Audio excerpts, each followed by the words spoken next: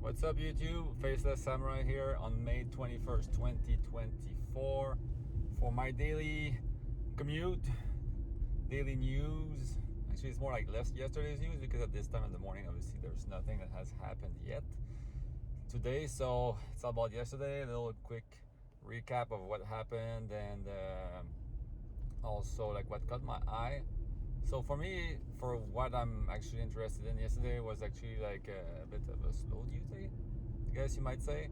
First thing is actually the Sonos Ace that have gone in people's hands, I think, for like trying out or review and stuff like that. I think pretty good. I don't have like a high-end headphone. I just use like a SteelSeries 1X headphones for my gaming mostly. And I had a pair of Beats, which I've actually given away to someone in need. So I don't have them anymore. And I use AirPods Pro for the gym mostly. So I might be in the market, I guess, for like a high-end. And I was looking at the Apple ones. Oh, however, I find them quite expensive. Plus, obviously, the limitations that they have and stuff. With how you can listen to music like plugged in and stuff like that. And now there's the Sonos one, the Sonos Ace, which have been rumored for a while. We knew they were coming. We just didn't have a price. They're still quite expensive, though. But I mean, to me, the compatibility like portion of it, it supports pretty much everything, like Dolby and stuff, lossless, spatial audio, all that good stuff. I mean, they're like at the $500-$600 range, I think, here in Canada, which is quite expensive. I mean, I might well wait for a sale. I know Sonos stuff is never really on the huge sales, but you never know. But the thing that for me that caught my eye was like the fact that it connects to your Sonos stuff. So if you have like a Sonos Arc, I think for the time being, but they're planning to expand that to the Beam 2, and the Ray. Is it Ray? I think it's the Ray, the smaller one, where you're gonna have a way to connect wirelessly. I happen to watch a lot of on stuff on my TV through apps like it's in Netflix and Prime, like everyone does. But thing is, at night I want to watch it on my headphones because kids are sleeping and I don't want to make any noise. So I'll just start the Xbox, right? So it's extra energy that you're using, which is kind of like pointless, and it's not any better. It's the same experience basically. They're like pretty basic apps. So the fact that I could connect, I mean, I know you could buy like headphones and connect through like the tossing port or whatever, but I don't want to buy any of that crap. I wanted something that was future-proof, that made sense. Not just something for like just one purpose only, I want something that works on all my devices. And so this one, what it does, if you're already in the Sonos ecosystem, which is my case, you can connect wirelessly to the Beam or the Arc or the Ray, and I wouldn't have to start my Xbox. So it's one less thing to start, more power efficient. And obviously you need to have all Sonos with, but it's my case. So I feel like that's like a pretty good value proposition for me, like considering like the use cases I could have for it. I mean, I could use it on my PC as well, obviously. So yeah, like very, very tempting. Can't wait until it's fully released, because right now it's only in pre-order. And it looks like it's well built, like stainless steel, like headband and stuff. You want to make sure that stuff doesn't break, kind of like the Apple ones. It seems like they've taken inspiration from a bunch of different vendors and tried to take all the best things out of them. The pads, the cushions, like the ear pads, they're leatherette, and they're magnetized, which means they're easy to change. That's like a good thing, because sometimes I know with the Beats you could do it, but you have to buy like, I don't know if they sell official ones. I know there's aftermarket ones, but they're like, the way you have to pull them out, it always feels bad. You always feel like you're gonna rip something off or whatever. But with magnetized ones, you don't have that worry, So yeah, overall, looks like pretty solid product, to be honest. There were more stuff like out of the Build conference yesterday, but I'm not a developer, so most of that, a lot of stuff about like native apps, obviously. A bit more about gaming, and they have like a website now that they've made that's community driven, and basically they just test all of the games. And once you go on that website, you can see what game has been tested on Windows on ARM and how well they run.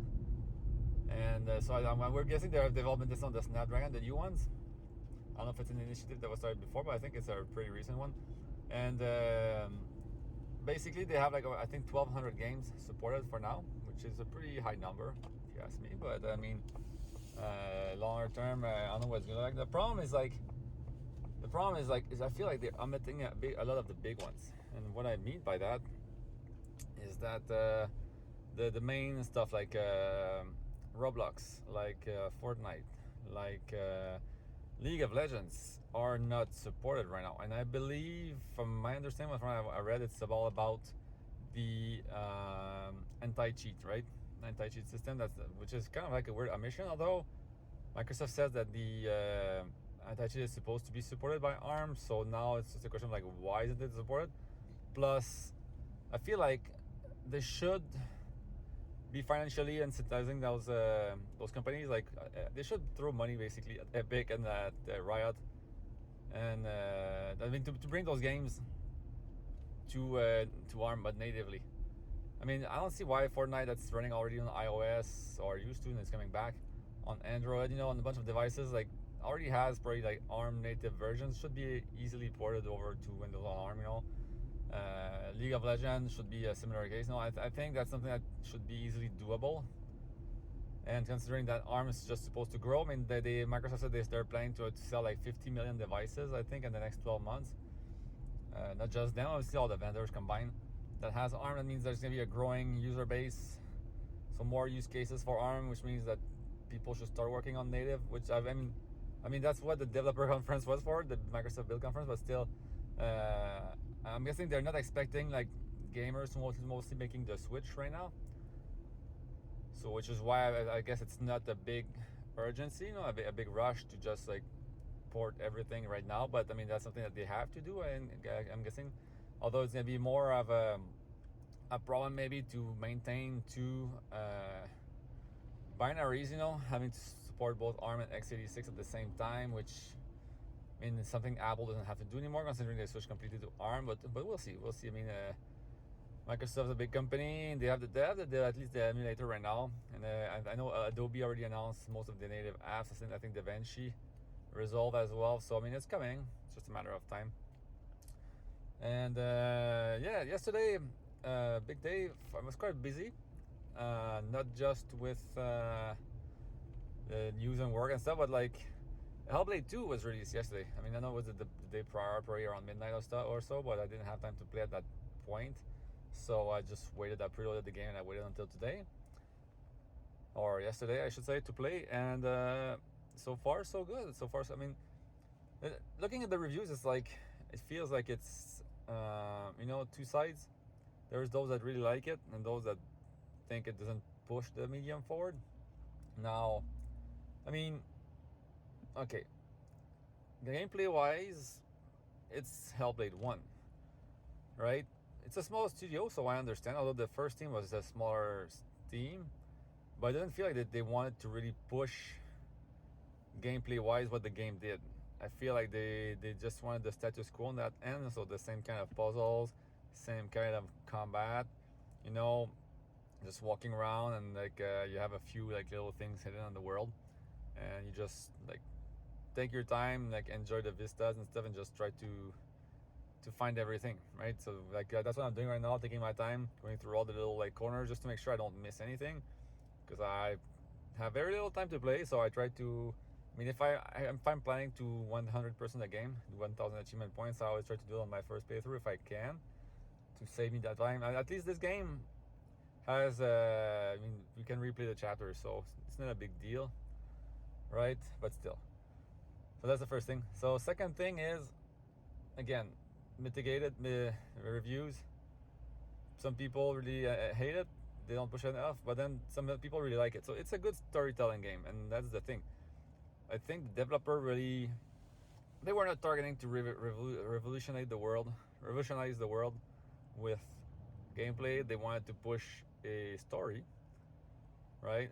And they wanted to really push the medium forward in terms of like what was graphically and audio wise like possible to do. I mean, the audio, I know they say you should play with headphones on. They develop the audio with like some specific, like, I think, setup for like spatial audio or whatever for headphones, and They said that's how you can best enjoy the game. And so far, it's really impressive. Really impressive. I'm playing with the, like I said, the SteelSeries X1s. I have the Dolby app on the on both PC and Xbox. So I mean, I'm using it on Xbox right now.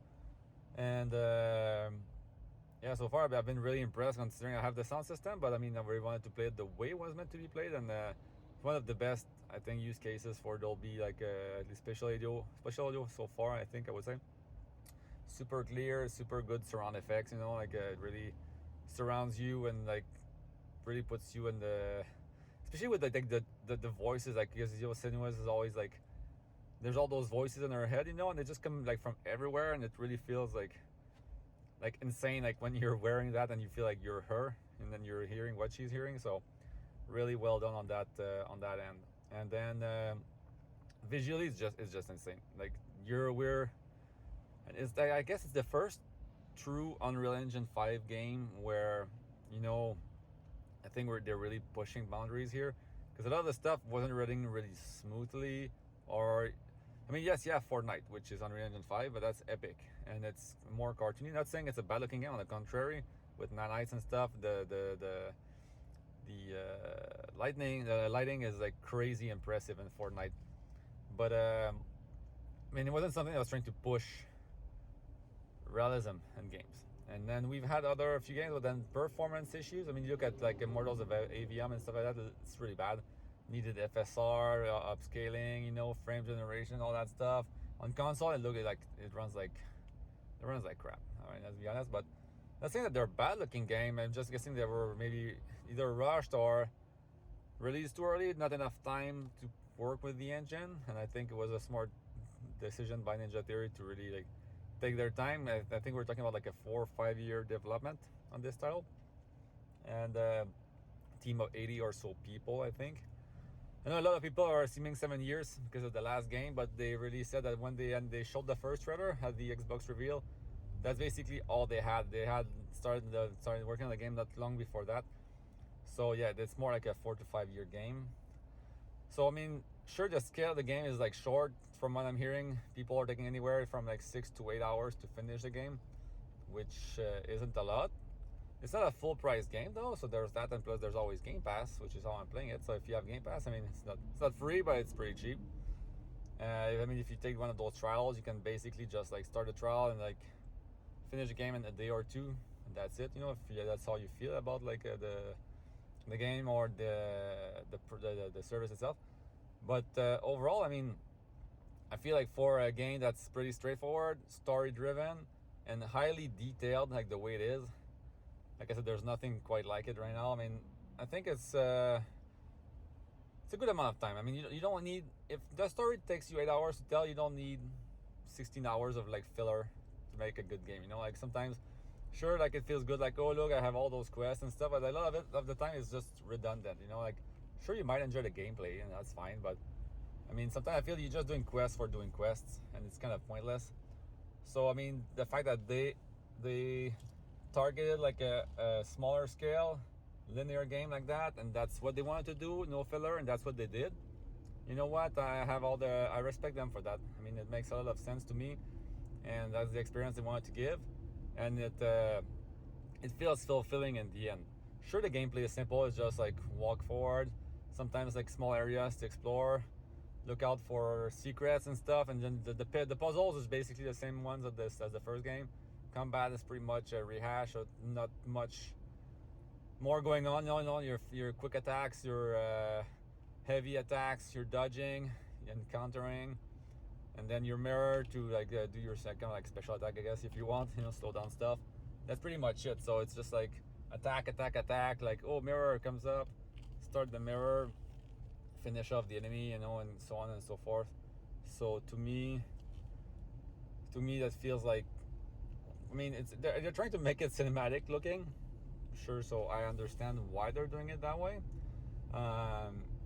Could we expect a Hellblade 3? I mean, it's a Senua's saga, a Hellblade 2, so it's like, if it's her saga, I don't know what the end of the game is yet, but maybe we're expecting a third game to finish it off. I don't know. So maybe they worked more on the mocap and the graphics and on how everything, like the the universe looks on this game, building their technology, and then maybe the third game is gonna be bringing something, elevating something else, you know, the next step. So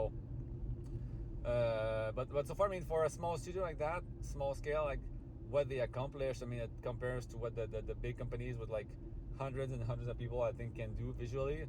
So now it's just a matter of elevating everything else around it. And I think that we've got a winner on our hands here. Like, I mean, I'm not finished yet, so I can't really make a full assessment. I'm planning to do one of my first video reviews on this game shortly. But yeah, so far I'm really impressed. I didn't want to put the controller down yesterday, but I have to wake up early, so unfortunately I had to cut it short. But I'm expecting to be done by the end of the week, and then really playing with that photo mode, because it's to a point where you're like watching stuff and you're like, okay, I'm watching some CGI cuts in here. And then you press up arrow and you go in photo mode and you're like, oh, okay, I can move around. This is all real. The whole thing is real time. The whole thing is real time, and it's hard to believe at times, like considering the fidelity, the graphical fidelity we have here. So it's really it feels like this is the first, maybe not the first, but this generation, like graphically, I think that's the first time I'm really like that impressed, where I'm like, okay, this is what we were waiting for, basically. And with that, I'm out. I mean, I'm off. Yeah, pulling in right now, parking lot. So talking's over. Hope you guys enjoyed it as usual. Don't forget to subscribe and like, or dislike if you want to dislike. You do what you do, you know. And I'll catch you guys in the next one. Thank you. Have a good day.